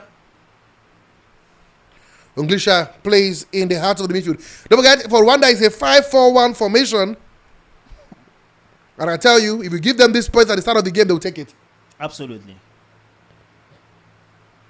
They will joyfully take a point back to Kigali. Bruno. I'll come back to you before we go back to the game. What do you think about Nigeria playing against teams who sit back to defend? We always struggle against teams like this. Yes, creativity will definitely be the problem because I can say it without any fear of contradiction that since the retirement of Austin J.J. Okocha, we found it difficult to produce players that can cut through any defense like a hot knife through butter. Let me give you an update Alex from Iwobi, who is his cousin, has tried, but it has not really been. It has not really worked out, especially on a day like this. Update from Victor Smith. We hear he's wrapped his ankle with some ice pack. When I mean heavy ice pack, hopefully Operation Get Him Fit for Bloemfontein could be the thought of the medics for Nigeria. I'm sure Ugo Bruce and his men will be excited to hear that. I think it will be a bigger news than the 3-0 victory against Lesotho yesterday. I can tell you for sure. Words fail me. Sure. The goalkeeper Fabrice also is down. It looked like he may be the second casualty in this game. I'm surprised he's still on the field of play. I don't know how he has been, but Eric Chell still dishing out instruction. Him and his assistant coach. I can see Daniel Ogumodede there. As well. The Remo Stars tactician. Fortunately, he couldn't help him out with the Chan team. No. Hopefully, he helps him out today. Wait and see. Adel Amarush also having a go with his captain. The chairman of the National Sports Commission, the president of the Nigerian Football Federation, Several federations presidents are all live at the stadium. I can see the governor of Bayelsa State seated too. As well. Hopefully they can. All they want is a with win. his joy in his palm. Hopefully it will not be hands in mouth moment at the end of the game. For everyone who is seated there at the stadium there in Uyo.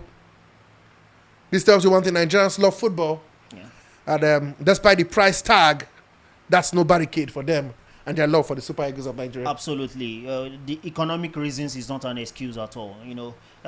Football has a way of making us forget our personal issues, and after 90 minutes you can go back home, even if it means drinking gari. But the fact that you got a good feel from your national team is something to cheer about. Hopefully the good feel will rub off on the team today.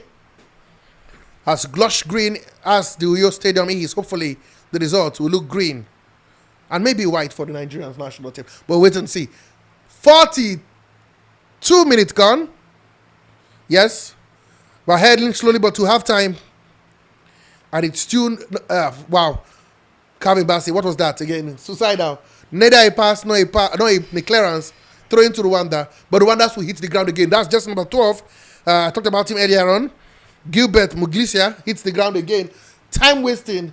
For every second they waste, Nigeria suffer and suffer in agony. At this point, I think it's more or less like an orchestrated plan. I don't. A foul from Benjamin Fredericks. That's a clear foul. That's a stamp on his foot. On his ankle, hopefully. It's not that serious. That's quite excruciating. Luckily for us, there's no VAR because that would have been amounted to a serious again, the magic play on the part of Benjamin Fredericks. The magic spray hopefully wasn't magic enough. Didn't play the magic enough on Victor Osimhen. It didn't work for Victor Osimhen. Hopefully it will work for Manglisha for Rwanda. He's back up. And Lambrich is telling him the time is pointing in his watch saying the time is going, don't worry. We're almost there. Keep doing what you are doing. Absolutely.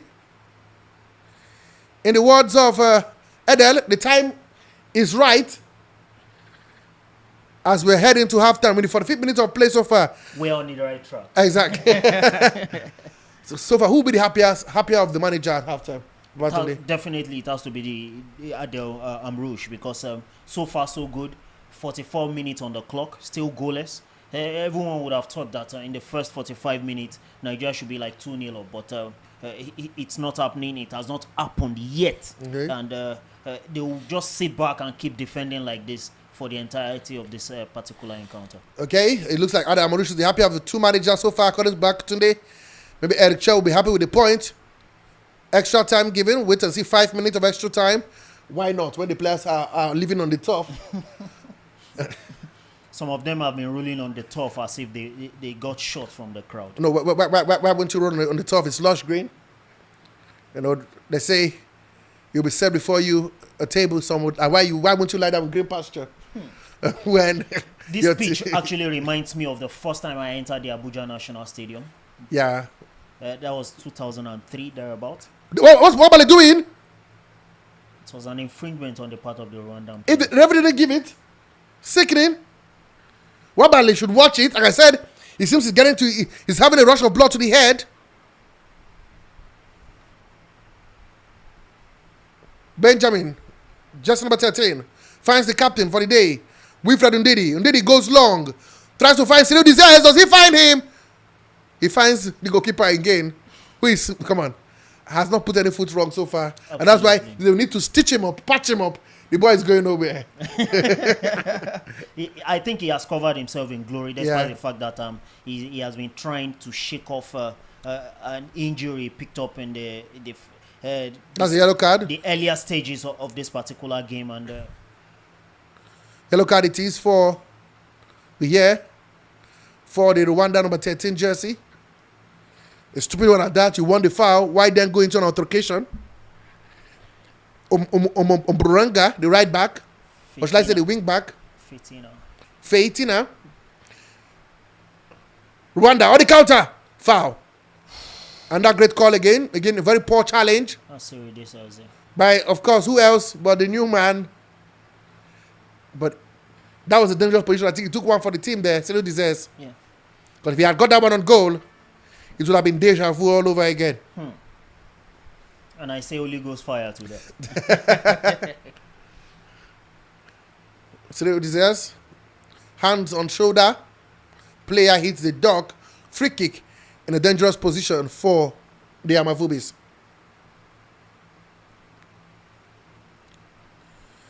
Jesse number 9 stands behind the ball. And Jesse, talk about Jesse number 9, talk about Ali Enzo Hamon. Can he deliver something? Is it going to be an in swinger or an out swinger? What can they do to worry goalkeeper Wabali in goal, who so far has been on holiday? He leaves it for his captain. A good cross. Wabali comes in, stays strong, and keeps it. Counter attack Nigeria. Iwobi found by Bruno Yemechi. Stu Iwobi. Iwobi. A long ball by Iwobi. Will find Fabrice all day long. Counter attack. Wasted. Nigeria still yet to score. But today, it looks like both teams will have to share the spoils in the first 45 minutes of play. As things stands right now, with less than 2 minutes on the clock, it seems as if both teams will go into the tunnel still tied, goalless. If you are, permit me to take us back to that situation. I think Nwabali is not doing himself, well. yeah, he's not doing because, any I don't service. understand why he just loves to have altercations with opponents. I saw he pushed away an opponent while trying to kickstart that goal kick. I think he should be called to order. Eric Sekuchel needs to speak with him. You can't keep doing this. This is an important fixture. For crying out loud, you should treat it as a very important fixture. Where this is not a testimonial where you can just do whatever you like. People paid hard-earned money to watch the Super Eagles play. We hope that they don't go home crying and asking, how did I spend that box? Free kick, Nigeria. The truth is, 3,000 naira is a lot of money right now in Nigeria. It's huge. It's huge. Absolutely, it's huge. Tell that to the bankers. They know what it means. It's like the number of people on the pitch of play. That's the 30,000 seats there. You have, of course, Calvin Bassi. Moves the ball to the wing. Good ball. Can he get a cross in? He gets past him there. But the defender comes up quickly to recover. Still Nigeria. With the ball. Oof. Again, miscommunication. But no foul says the referee. Still Nigeria. Can they get a goal before halftime? That's Ndidi. A good one too. Oh, blocked. Lukman. That's Simon, not Lukman. I beg your pardon. Simon. Suicidal. Let's tell ourselves the truth. Ademola Lukman's rustiness is really showing. It's there for everyone to see, and it's halftime at the Godswill Akpabio Stadium in Uyo, the nest of champion. And I can tell you, both teams have had a go. They've given their best shot, but at halftime, it is of course Super Eagles of Nigeria nil, the Mavubis of Rwanda nil. Again, Eric Chow not happy, but again, what can he do right in the next 45 minutes of today before we take a break? I think he needs to speak to these guys. He needs to speak with the guys and tell them that you guys can create these chances and score the goals. They are not creating enough chances, and I feel one of the reasons why we're talking about lack of creativity is the fact that Alex Iwobi he's doing all of the creativity alone, and the man that would have actually assisted him in creating those chances is Matt Rusty. Talking about Ademola Lookman. What kind of changes would the coach be thinking right now? What kind of changes do you think? What kind of players if you had Eric Chewan, who would think what kind of player would you think you bring to at least to create a spark in the heart of the Super Eagles team? If I'm to advise Eric Sekuchel, I think he has to take off Ademola Lookman at some point and bring in Tolu Arokodare, who has a very fantastic hold-up play. And you want to go direct? Yes. And at some point in time, just maybe after 10 minutes of the first half, a certain Samuel Chukwueze should also coming. We'll wait and see how things pan out. But of course, halftime, it is of course a Nigeria nil, Rwanda nil. We'll be back shortly, of course, for more halftime interviews and of course the second half of the game. Don't go nowhere. It's still Football Temple, brought to you by Azza Studios.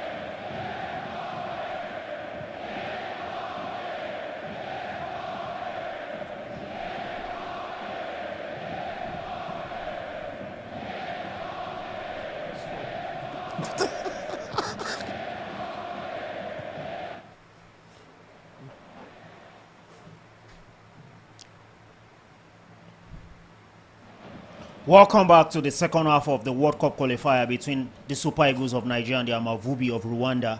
It was scoreless at the end of the first 45. The players are filed out for the proceedings of the second half. I'm sure so many Nigerians like Bishop and Nanchi, who just joined us, will be hoping and pray that we get a different result from what we saw in the first half. In the first half, we saw Victor Osimhen. He had to be taken off and he was replaced by Cyril Desas due to injury. And with the movement we're seeing before the second half kicks off, it seems as if Eric Sekuchel has listened to us right here from Gwarimpa, and he has decided to ring changes. We can see Tolu Arokodare trying to come onto the field of play, and I've just seen Frank Onyeka wearing his bib, and it seems as if he has been taken off as well. Before the game kicks off, Bishop, my co-partner, what do you think we should expect from this first 45? Please take off your green, white, green jersey. Come on, it's 50-50. Anything can still happen. For Rwanda, if it's not broken, no fixes. So we expect more of what we saw in the first half in this game. But like you said, the coach is listening to us. Onyeka is out. Tolu Kodari, just number 10, comes in. That tells you the coach wants to go direct. You know. Now you see a lot of long balls. He'll try to bring the ball down for Cyril Desas. You see Simon Moses and Victor and Madema Lukman trying to cross the ball for Lukman and Cyril Desas. So it's direct football. Don't say it may not be pretty, may not love it, but for Sekuchel, it's about giving Nigeria a chance when they get to South Africa, because if they don't get all maximum 3 points in this game, it's Uhuru. Game, set, and match for Nigeria, if you ask me. Okay, guys, the second half has just begun. Kickoff already there at the Uyo Stadium, like I did say earlier. Come on, guys. One change made. It is, of course, the man, Frank Onyeka, who replaces, who goes to the bench, and of course Tolu Orokodare comes in just number 10. So Nigeria reverts back to a 4-4-2 formation. Eric Elcheri turns back to formation that he loves to play the most. Formation. Exactly. Wait and see whether he uses the required result. But for now, it's still Nigeria with the ball. Of course, I am the Bishop. I've still got with me Babatunde, and of course Nanchi. Yes, Nanchi. He's the super fan. Maybe he's the guy who bring the good luck wand. Yes. To get us a goal from the drabby first half we saw in this game. But for now, Nigeria building. Benjamin Frederico, I think, has had a fantastic first half. Moves the ball, finds Lukman, who is now playing more centrally. I wonder what he does there. finds Tolu. Tolu moves the ball to the wing. Exactly why he was brought up. A good cross. Cleared. Nigeria trying to string change this.